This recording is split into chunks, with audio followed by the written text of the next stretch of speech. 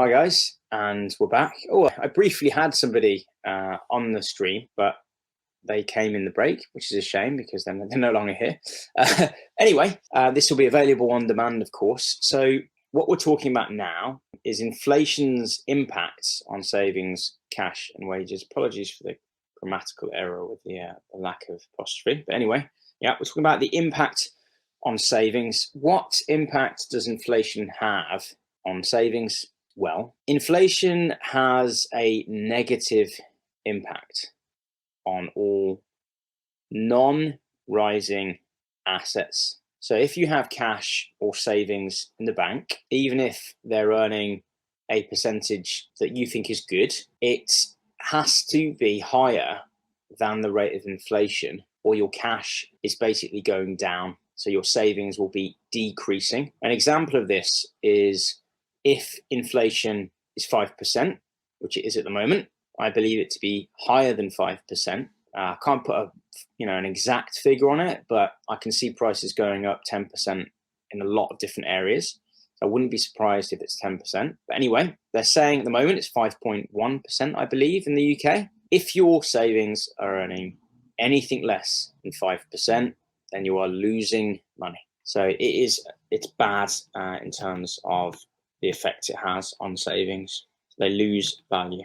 What about cash? If you actually hold physical cash, sometimes people think that the safest place you can put cash is under the sofa or under the bed or hiding it. But unfortunately, the impact on cash is exactly the same as before. With the impact on savings, it will decrease rapidly. If inflation persists at 5-10% a year, let's say in 3 years it's running at 10%, your cash is degraded at a compound rate of 10% a year. So if you had £100, it would go down to 90. The second year, it would go down another £9 to 81, and then roughly, and then another £9 roughly in the next year.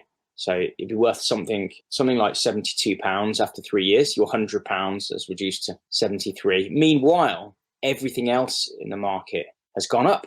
For example, things that you buy and rent and bills will have gone up roughly the rate of inflation. So actually your cash hasn't just depreciated by 20-30%. Instead, it's probably gone down about 50% because everything else will have gone up. Now, I'm not saying that inflation is going to be 10% a year. I don't know what it's going to be, but even if it's just 4 or 5%, the impact if you hold cash is twofold.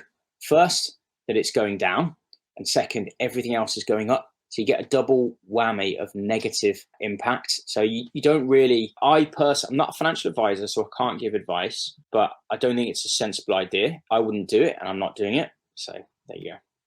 It slowly becomes worthless for the reasons I've just mentioned. What about the impacts on wages? Now, it's quite interesting actually with wages because there's a couple of things. Firstly, in the start of an inflationary period, wages don't typically rise, but everything else goes up, but employers are kind of reluctant to raise wages because it costs them a lot, and it's a cost that it's not very flexible. That cost, once you increase wages, it's very, very hard to decrease wages. They're not.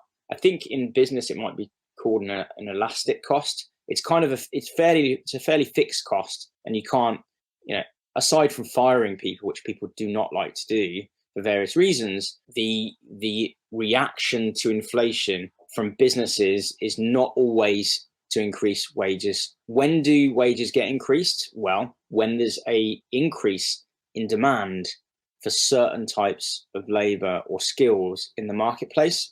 For example, we saw recently lorry drivers are needed to help with the transportation of goods and products and things from different ports. Their wages, I think now they're, at the time of filming, the most recent thing that I heard was that they doubled. Now that's really a supply and demand thing. It's not really inflation, but I've been hearing from recruiters and from the news that there is now an impact on wages across the board. Certainly in retail, that's had an impact from the pandemic. But overall, everybody wants to earn a bit more because things are going up. So it does happen. Wages do go up. They slowly. Oh, whoopsie daisies. Let's get all of this. So they slowly rise in most cases, as I mentioned, except where demand outstrips supply, lorry drivers. But even so, it's unlikely that they'll rise faster than the price of goods because businesses need to make money before they spend money. That's kind of the way it works. I was going to have another break here, but I think I'm going to ramp on ahead. I will say that knowledge is power, especially the right kind of knowledge, and progress is everything. Make sure to subscribe to the channel.